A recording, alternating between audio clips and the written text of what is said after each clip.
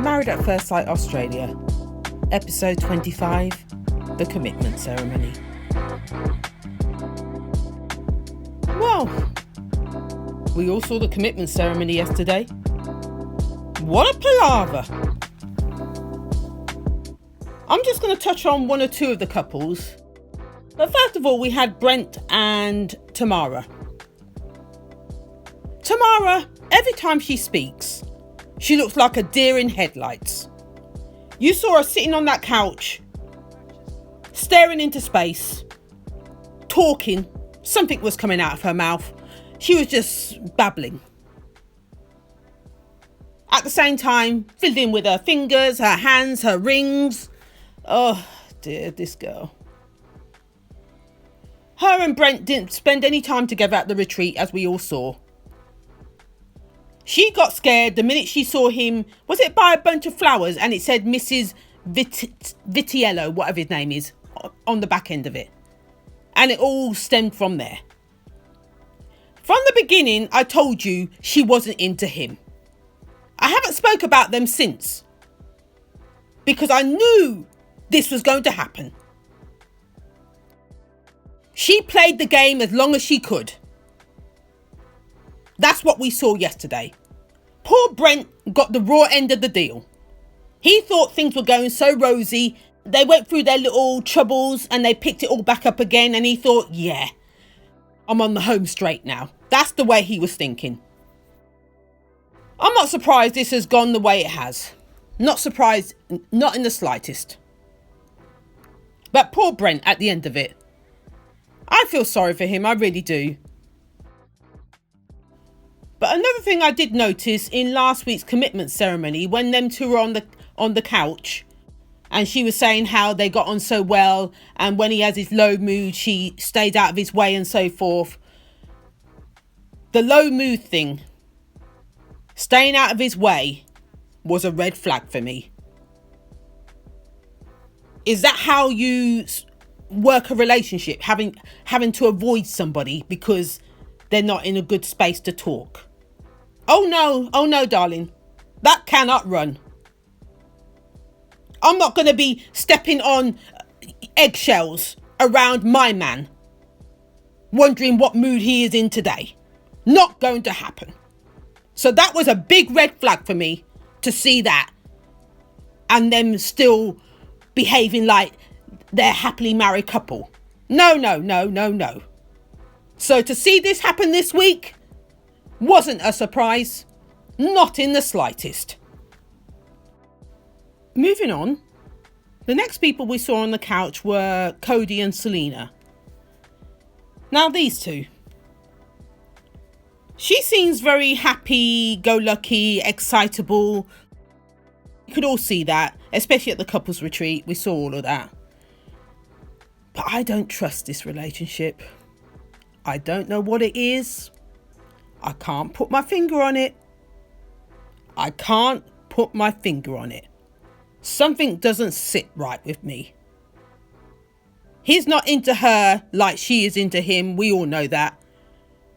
And at the same time, I don't think he would ever really be into her the way she would like. So this relationship here is a big red flag for me. Moving on. Our next couple on the couch were Al and Sam. I don't even know where to begin. I could understand Sam's frustration. I really could.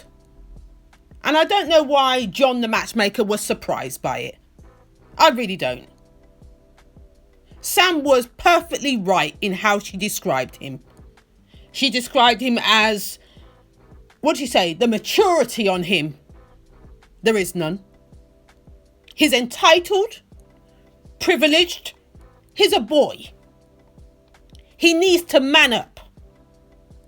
Have a conversation about her career, her family. Have a conversation. He doesn't even know how to do that. He's so unaware of life. She has no respect for him. And I can understand why. I don't know what these matchmakers were thinking of bringing him onto the show in the first place. He's a boy. He needs his nappies and his diaper and his dummy. That's what he needs. He hasn't grown up. He's a toddler. As she says, she knows what she wants and knows what she needs, and it's not this. Those were her words. And I totally agree with her 110%. She wants a mature man. She said it from the beginning. The guys that she goes for are much older than her. Much more mature. Know where they're going. This here? Oh, what were you thinking? Bringing her a child. What were you thinking? She's not here to teach him. She's looking for a husband. Not a child.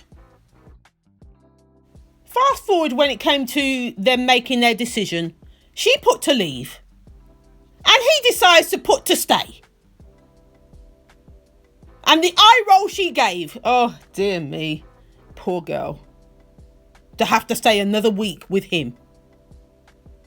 The reason why he put to stay, he described himself as growing during this experiment. So he would like to stay to learn a bit more. That's really what he was saying.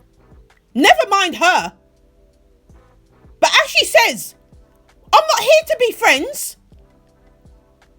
I want a husband. He is not husband material. But in the end, John decides to give them 24 hours to see whether they can patch this up in some way. Otherwise, he's going to let them go on their merry way. That's really what he said. So we're just going to wait and see what happens next. Let's move on. Moving on to Kate and Matt. This couple here, complete waste of time. We saw them leave yesterday. I wasn't surprised. Miss Kate has been wanting to leave from day dot. From the time she saw him at the top of the aisle, or when they were taking their photographs on the wedding day, it was a no. She was not interested. It doesn't matter how many times he tried. She was not interested. The poor guy kept flogging a dead horse. She was just looking for an excuse to leave. And him messing up after the couples retreat, going on a bender, was that for her. It didn't matter how many times he tried to apologise. This was her way out. Her face. I can count the times she smiled. Miserable cow. She was just miserable. And this guy kept trying and trying and trying. You should have quit while you were ahead, mate. She was just a waste of time. Anyway, moving on.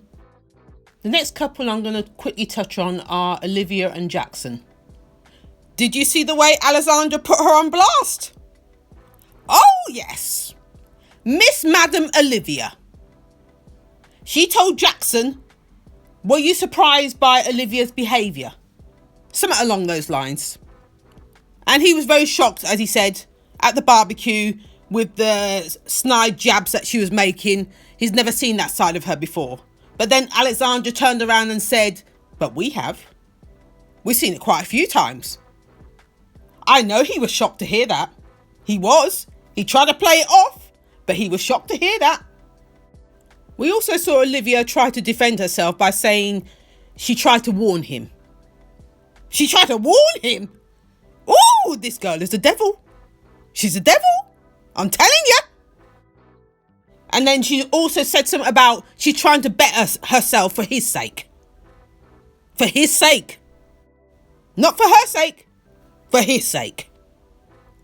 Red flag. Red flag. Red flag. His dutiful lady wife is not who she makes herself out to be. As we can all see. She's going to trip up some more along this journey, and I can't wait to see it. I want to see her with egg on her face. And I need Jackson to wake up. I really do. Stop putting the blinkers on. Stop looking with eyes wide shut. Open them. And see her for who she really is. We then saw her gushing over how she felt about Jackson. But before they could get to the end of that, who did we see walk in? Traitor! What's her name, Miss Brazil? Carolina. And what was his name again? I've forgotten his name. Daniel. That's it, Daniel. We've all seen what they've been getting up to for the past couple of weeks. We've all seen it all. But they had the bloody nerve to turn up and rock up holding hands. The bloody cheek. Poor Dion. Poor Dion. I will say, actually, when I first saw Dion, I thought to myself, is he going to be one of these rich, arrogant guys? But he really has grown on me. I like him. But Carolina? Ooh! Nasty girl.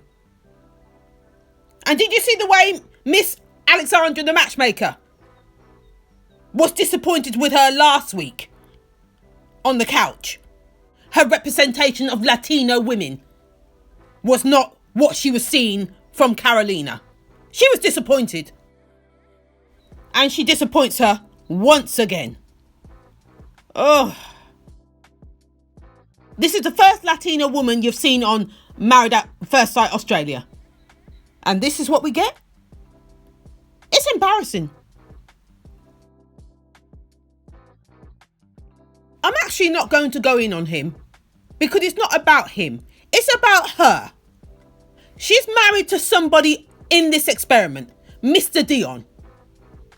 And she decides to play away from home, you might as well say. It's about her. And then she had the audacity to behave like her shit don't stink. Having a go at Miss Dominica. How dare you? You cheeky cow. How dare you? And when it came to Mr. Dion trying to make things work within the relationship, she accuses him of not trying, not making an effort. She was critical of everything that he did. The hostility, the meanness, all of it. And this girl behaves like her shit don't stink. Oh!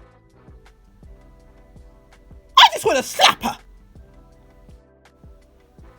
And then the next shocker we get was Daniel asking whether them two can stay in the experiment together. I was absolutely stunned. And so were the rest of the cast. Poor Dion's face. He couldn't take any more. He got off of his seat and walked out. With everybody else behind him. What an episode. Married at First Sight Australia had a boycott on their hands. That was a first. After everybody had calmed down, we saw them all come back in. Then John let Daniel and Carolina plead their case why he should let them back into the experiment. So they did all that. But at the end of the day, John turned around and said, there is absolutely no way we're going to allow you back on the experiment. Yes, that's what he said. The rest of the cast were, applauding. And so it shall be. So on that note, this is where I'm going to leave it. If you like what you heard, please like, comment and subscribe. Till next time.